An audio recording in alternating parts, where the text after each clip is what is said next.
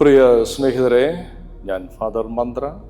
എല്ലാവർക്കും TH temple to home മെഡിറ്റേഷനിലേക്ക് സ്നേഹപൂർവ്വം സ്വാഗതം.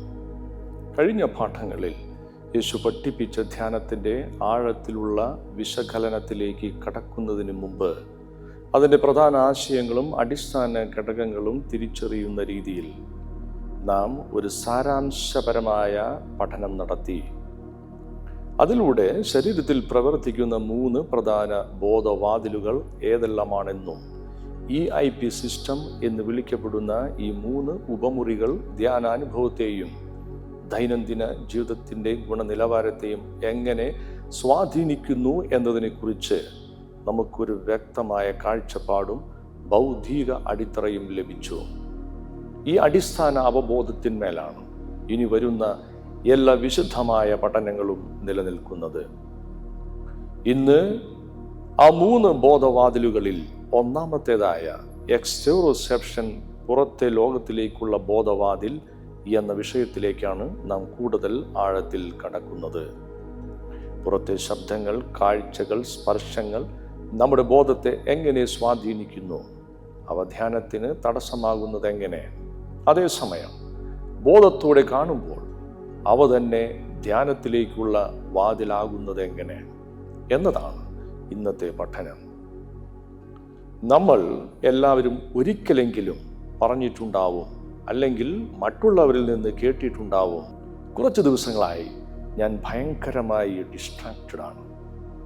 പഠിക്കുമ്പോൾ, ജോലി ചെയ്യുമ്പോൾ, പ്രാർത്ഥിക്കുമ്പോൾ, ധ്യാനത്തിലിരിക്കുമ്പോൾ മനസ്സ് അവിടെയില്ല. ഇതൊരു വ്യക്തിയുടെ മാത്രം പ്രശ്നമല്ല, നമ്മുടെ കാലത്തിൻ്റെ ഒരു പൊതുവായ ബോധാവസ്ഥയാണ്. അതുകൊണ്ട് യഥാർത്ഥ പ്രശ്നം എനിക്ക് ശ്രദ്ധയില്ല എന്നതല്ല, യഥാർത്ഥ ചോദ്യം ഇതായിരിക്കണം: എൻ്റെ ബോധത്തിലേക്ക് ഡിസ്ട്രാക്ഷൻ എവിടെ നിന്നാണ് വരുന്നത്? ആരാണ് അതിനെ എൻ്റെ അകത്തേക്ക് കൊണ്ടുവരുന്നത്? ഈ ചോദ്യം നാം ചോദിക്കാതെ പോയാൽ ധ്യാനം പലപ്പോഴും ഒരു സമരമായി, ഒരു പോരാട്ടമായി മാറും. ഈ ചോദ്യത്തിലേക്കാണ് എക്സ്റ്റെറോസെപ്ഷൻ നമ്മെ നയിക്കുന്നത്. പുറം ലോകത്തിൽ നിന്ന് സ്വീകരിക്കുന്ന എല്ലാ വിവരങ്ങളും എക്സ്റ്റെറോസെപ്ഷൻ എന്ന ബോധവാതിലിലൂടെ മനസ്സിലേക്ക് പ്രവേശിക്കുന്നു. സാധാരണ ജീവിതത്തിൽ നമ്മുടെ ബോധം ഏറ്റവും കൂടുതൽ പ്രവർത്തിക്കുന്നത് ഈ എക്സ്റ്റെറോസെപ്റ്റീവ് തലത്തിലാണ്. നാം കാണുന്നതും കേൾക്കുന്നതും പ്രതികരിക്കുന്നതും എല്ലാം പുറത്തെ സംഭവങ്ങളെ ആശ്രയിച്ചാണ് നടക്കുന്നത്. അതുകൊണ്ട് തന്നെ മനുഷ്യൻ്റെ ശ്രദ്ധയും വികാരങ്ങളും പലപ്പോഴും അവൻ്റെ നിയന്ത്രണത്തിന് പുറത്തേക്ക് പോകും. ഇവിടെയാണ് യേശു പറയുന്നത്, നീ പ്രാർത്ഥിക്കുമ്പോൾ നിന്റെ മുറിയിലേക്ക് കടന്ന് വാതിലടച്ച് പ്രാർത്ഥിക്കുക. ഇവിടെ ഈ മുറി എന്നത് ഒരു ഭൗതിക ഇടം മാത്രമല്ല, ബോധം പുറം ലോകത്തിൽ നിന്ന് അകത്തേക്ക് മടങ്ങുന്ന അവസ്ഥയെ സൂചിപ്പിക്കുന്ന ഒരു ആന്തരിക പ്രതീകമാണ്. എക്സ്റ്റെറോസെപ്ഷനെ മനസ്സിലാക്കാതെ ഒരിക്കലും ധ്യാനം നടക്കത്തില്ല. എന്നാൽ എക്സ്റ്റെറോസെപ്ഷനെ ബോധപൂർവം തിരിച്ചറിയുമ്പോൾ ധ്യാനം സ്വാഭാവികമായ ഒരു തിരിച്ചുവരവായി മാറുന്നു. എക്സ്റ്റെറോസെപ്ഷൻ പ്രവർത്തിക്കുന്നത് 5 ഇന്ദ്രിയങ്ങളിലൂടെയാണ്: കണ്ണ്, ചെവി, മൂക്ക്, നാവ്, ചർമ്മം. ഇവ ഭൗതിക അവയവങ്ങൾ മാത്രമല്ല, മറിച്ച് മസ്തിഷ്കത്തിൽ പ്രവർത്തിക്കുന്ന സെൻസറി ഫങ്ഷൻസ്, സെൻസറി മൊഡാലിറ്റീസ് ആണ്. ഈ 5 ഇന്ദ്രിയങ്ങളെയും ഓരോന്നായി നോക്കി അവ ധ്യാനാനുഭവത്തെ എങ്ങനെ സ്വാധീനിക്കുന്നു എന്നും അവയുമായി ബോധപൂർവം എങ്ങനെ പ്രവർത്തിക്കാമെന്നും വിശദമായി പരിശോധിക്കാം. 1. കാഴ്ച. എക്സ്റ്റെറോസെപ്ഷൻ്റെ പ്രധാന വാതിലാണ് കാഴ്ച. മനുഷ്യ മസ്തിഷ്കത്തിലേക്ക് എത്തുന്ന പുറം ലോക ഡാറ്റയുടെ ഭൂരിഭാഗവും കാഴ്ചയിലൂടെയാണ് പ്രവേശിക്കുന്നത്. ഏകദേശം 70 മുതൽ 80% സെൻസറി വിവരങ്ങൾ ഈ ബോധവാതിലൂടെ മാത്രം കൈമാറപ്പെടുന്നു. കാഴ്ച വെറും കാണലല്ല, നിറം, ആകൃതി, ആഴം, ചലനം, വെളിച്ചത്തിൻ്റെ തീവ്രത ഇവ ബോധമായി മാറുന്നത് കാഴ്ച സംവിധാനത്തിലൂടെയാണ്. അതുകൊണ്ട് തന്നെ കാഴ്ച ഹൈ ബാൻഡ് വിഡ്ത്ത് പെർസെപ്ച്വൽ ചാനലായി പ്രവർത്തിക്കുന്നു. വളരെയധികം ഡാറ്റ വളരെ വേഗത്തിൽ മസ്തിഷ്കത്തിലേക്ക് എത്തുന്നു. ഇവിടെ ഓർക്കേണ്ടത്, കാഴ്ച അർത്ഥം സൃഷ്ടിക്കുന്നില്ല. അർത്ഥം, വിധി, നല്ലത്, ചീത്ത എന്ന തിരിച്ചറിവുകൾ പിന്നീട് നടക്കുന്ന മാനസിക പ്രോസസ്സിങ്ങിൻ്റെ ഫലമാണ്. അതുകൊണ്ട് ധ്യാനത്തിൽ പ്രശ്നമാകുന്നത് കാഴ്ചയല്ല. കാഴ്ചയിലൂടെ വന്ന ഡാറ്റയിൽ മനസ്സ് കുടുങ്ങിപ്പോകുന്നതാണ്.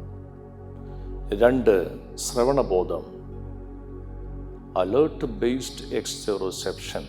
ശ്രവണബോധം ശബ്ദം കേൾക്കുന്നത് മാത്രമല്ല, പുറം ലോകത്തിൽ സംഭവിക്കുന്ന മാറ്റങ്ങളെക്കുറിച്ച് മസ്തിഷ്കത്തെ ജാഗ്രതപ്പെടുത്തുന്ന ബോധവാതിലാണ്. മസ്തിഷ്കത്തിലേക്ക് സെൻസറി ഡാറ്റയുടെ ഏകദേശം 10 മുതൽ 15% ശ്രവണബോധത്തിലൂടെയാണ് പ്രവേശിക്കുന്നത്. ശ്രവണബോധം എപ്പോഴും തുറന്നിരിക്കുന്നു, ഉറക്കത്തിൽ പോലും പൂർണ്ണമായി അടയുന്നില്ല. അതുകൊണ്ടാണ് ഇത് അലേർട്ട് സിസ്റ്റം ആയി പ്രവർത്തിക്കുന്നത്. ഇവിടെ നാം ഓർക്കേണ്ടത്, ശബ്ദം അസ്വസ്ഥതയോ കോപമോ സൃഷ്ടിക്കുന്നില്ല. അസ്വസ്ഥത ഉണ്ടാകുന്നത് അതിനെക്കുറിച്ചുള്ള മാനസിക പ്രതികരണത്തിലൂടെയാണ്. ധ്യാനത്തിൽ ശബ്ദങ്ങളെ ശത്രുവാക്കുമ്പോൾ ബോധം ചിതറുന്നു. എന്നാൽ ശബ്ദത്തെ ഇപ്പോൾ ഉള്ള അനുഭവം എന്ന നിലയിൽ തിരിച്ചറിയുമ്പോൾ അതിൻ്റെ സ്വാധീനം സ്വാഭാവികമായി കുറയുന്നു. 3. ഗന്ധബോധം. ഗന്ധബോധത്തിലൂടെ വരുന്ന സെൻസറി ഡാറ്റയുടെ അളവ് കുറവായിരിക്കും. എന്നാൽ അതിൻ്റെ മാനസിക സ്വാധീനം വളരെ ശക്തമാണ്. കാരണങ്ങൾ: ഗന്ധബോധം നേരിട്ട് വികാര കേന്ദ്രങ്ങളോടും ഓർമ്മ കേന്ദ്രങ്ങളോടും ബന്ധപ്പെട്ട് കിടക്കുന്നു. ഒരു ചെറിയ മണം പോലും പഴയ അനുഭവങ്ങളും വികാരങ്ങളും ഉണർത്തുന്നു. ഇവിടെയും ഓർക്കുക, മണം അശാന്തിയോ ആത്മീയ അശുദ്ധിയോ സൃഷ്ടിക്കുന്നില്ല. പ്രതികരണം ആ മണത്തോടുള്ള ഓർമ്മകളുടെയും വ്യാഖ്യാനങ്ങളുടെയും ഫലമാണ്. ധ്യാനത്തിൽ ഗന്ധത്തെ തിരിച്ചറിയുകയും അതിൽ പിടിച്ചു നിൽക്കാതിരിക്കുകയും ചെയ്താൽ ബോധം കൂടുതൽ സ്ഥിരത കൈവരിക്കുന്നു. 4. രുചിബോധം. മധുരം, കയ്പ്, പുളിപ്പ്, ഉപ്പ്, ഉമാമി. രുചിബോധം ശരീരത്തിൻ്റെ ഒരു ആസ്വാദന സംവിധാനം മാത്രമല്ല,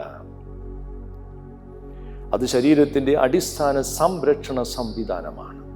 ശരീരത്തിന് എന്താണ് ഊർജം നൽകുന്നത്, എന്താണ് വിഷമാകാൻ സാധ്യതയുള്ളത്, എന്താണ് ഒഴിവാക്കേണ്ടത്, ഈ പ്രാഥമിക തീരുമാനങ്ങളിൽ ശരീരത്തെ സഹായിക്കുന്നതാണ് രുചിബോധം.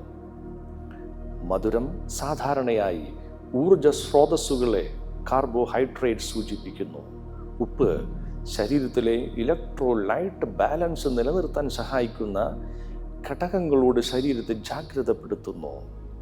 ഉമാമി പ്രോട്ടീൻ സാന്നിധ്യത്തെക്കുറിച്ചുള്ള ഒരു ജീവശാസ്ത്ര സൂചനയാണ്. അതേസമയം കയ്പും പുളിപ്പും പലപ്പോഴും വിഷമാകാൻ സാധ്യതയുള്ള വസ്തുക്കളെക്കുറിച്ചുള്ള മുന്നറിയിപ്പുകളായി പ്രവർത്തിക്കുന്നു. അതിനാൽ രുചിബോധം ശരീരത്തിന് ഇത് സ്വീകരിക്കാമോ ഒഴിവാക്കണോ എന്ന ഒരു സർവൈവൽ സിഗ്നൽ സിസ്റ്റമാണ്. ഇവിടെയും ഓർക്കേണ്ടത്, രുചിബോധം ക്രേവിംഗ് സൃഷ്ടിക്കുന്നില്ല. ക്രേവിംഗ് സൃഷ്ടിക്കുന്നത് രുചി ഡാറ്റയെക്കുറിച്ചുള്ള മാനസിക ആവർത്തനത്തിലൂടെയാണ്. ധ്യാനത്തിൽ ചെറിയ രുചി അനുഭവങ്ങൾ ശ്രദ്ധയിൽ വരുമ്പോൾ അവയുടെ സ്വാധീനം കുറയുന്നു. 5. സ്പർശബോധം. സ്പർശബോധം ശരീരത്തിൻ്റെ ഏറ്റവും വലിയ ബോധവാതിലാണ്. സ്പർശം, ചൂട്, തണുപ്പ്, മർദ്ദം, വേദന ഇവയെല്ലാം സ്പർശബോധത്തിൻ്റെ ഭാഗമാണ്. സ്പർശബോധത്തിൻ്റെ ഒരു പ്രധാന പ്രവർത്തനം ശരീരത്തിൻ്റെ അതിരുകൾ മസ്തിഷ്കത്തെ അറിയിക്കുക എന്നതാണ്. ഇവിടെ ഞാൻ അവസാനിക്കുന്നു, അവിടെ ലോകം തുടങ്ങുന്നു.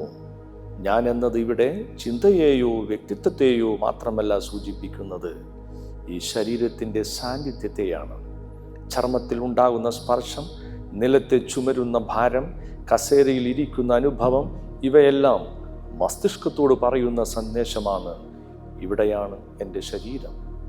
അതിന് പുറത്തുള്ള ശബ്ദം, കാഴ്ച, ചലനം എൻ്റെ ശരീരത്തിന് പുറത്ത് സംഭവിക്കുന്നതാണ്. ഈ തിരിച്ചറിവാണ് ശരീരവും ലോകവും തമ്മിൽ ഒരു സ്വാഭാവിക അകലം സൃഷ്ടിക്കുന്നത്. ഈ അതിരുബോധം ഉള്ളപ്പോൾ പുറത്തെ ഉത്തേജനങ്ങൾ ബോധത്തിൽ സംഭവിക്കുന്ന അനുഭവങ്ങളായി നിൽക്കും. അവ എന്നെ കീഴടക്കുന്നവയായി മാറുകയില്ല. ഈ അതിരുബോധം മങ്ങിയാൽ പുറം ലോകം ഉള്ളിലേക്ക് കയറുന്നത് പോലെ തോന്നും. ശബ്ദങ്ങൾ, കടന്നു കയറുന്നത് പോലെ, കാഴ്ചകൾ ആക്രമിക്കുന്നത് പോലെ അനുഭവപ്പെടും. ധ്യാനത്തിൽ സ്പർശബോധം വഴി ഈ ഇവിടെ അവിടെ എന്ന വേർതിരിവ് വീണ്ടും വ്യക്തമായപ്പോൾ മനസ്സ് സുരക്ഷിതമാണെന്ന് മസ്തിഷ്കം തിരിച്ചറിയുന്നു.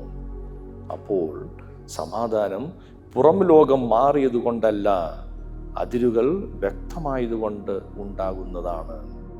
സ്നേഹിതരെ, പലപ്പോഴും ഈ നല്ലതും ഗുണപ്രദവുമായ 5 ഇന്ദ്രിയങ്ങളെയും നാം അപകടകാരികളായി കേട്ടിട്ടുണ്ടല്ലോ. തലമുറകളായി നമ്മുടെ ചിന്തയിൽ നിശബ്ദമായി കുത്തിയിറങ്ങിയ ഒരു ധാരണയാണിത്. വീട്ടിലും മതപാഠശാലകളിലും ആത്മീയ ക്ലാസുകളിലും നൈതിക പരിശീലനങ്ങളിലും ഇങ്ങനെ നമ്മൾ കേട്ടിട്ടുണ്ട്. കണ്ണാണ് പ്രശ്നം, ചെവിയാണ് പ്രശ്നം, നാവ് അപകടകരമാണ്, മൂക്ക് വഞ്ചിക്കുന്നു, ത്വക്ക് വഴിതെറ്റിക്കുന്നു. ഇങ്ങനെ ഇന്ദ്രിയങ്ങളെ തന്നെ സംശയത്തിൻ്റെ കണ്ണിലൂടെ കാണാൻ നമ്മൾ പഠിപ്പിക്കപ്പെട്ടു. ഇന്ദ്രിയങ്ങൾ പ്രവർത്തിച്ചാൽ ആഗ്രഹം വരും, ആഗ്രഹം വന്നാൽ പതനം സംഭവിക്കും. ഇങ്ങനെ ആഴമുള്ള പേടി നമ്മുടെ ബോധത്തിൽ പതിഞ്ഞു. ജീവിതത്തെ സംരക്ഷിക്കാനും മനസ്സിനെ നിലനിർത്താനും ഉണ്ടായ ഇന്ദ്രിയങ്ങൾ ക്രമേണ ആത്മീയ ജീവിതത്തിലെ ശത്രുക്കളായി ചിത്രീകരിക്കപ്പെട്ടു. നമ്മുടെ മതങ്ങൾ പലപ്പോഴും ചെയ്തത് ഇന്ദ്രിയങ്ങളെ അടക്കി, ഇന്ദ്രിയങ്ങളെ നിയന്ത്രിച്ചു, ഇന്ദ്രിയങ്ങളെ ശിക്ഷിച്ചു. ഇതാണ് പിന്നീട് ഇന്ദ്രിയ നിഗ്രഹം എന്ന ആത്മീയ സമീപനമായി മാറിയത്. പക്ഷേ ഇവിടെ ഒരു വലിയ ശാസ്ത്രീയ പ്രശ്നമുണ്ട്. യഥാർത്ഥത്തിൽ എന്താണ് ഇന്ദ്രിയങ്ങൾ? ഇന്ദ്രിയങ്ങൾ ജൈവ ഉപകരണങ്ങളാണ്, ബയോളജിക്കൽ ഇൻസ്ട്രുമെന്റ്സ്. ഒരു ഉപകരണത്തിന് അഭിപ്രായമില്ല, വികാരമില്ല, പക്ഷപാതമില്ല.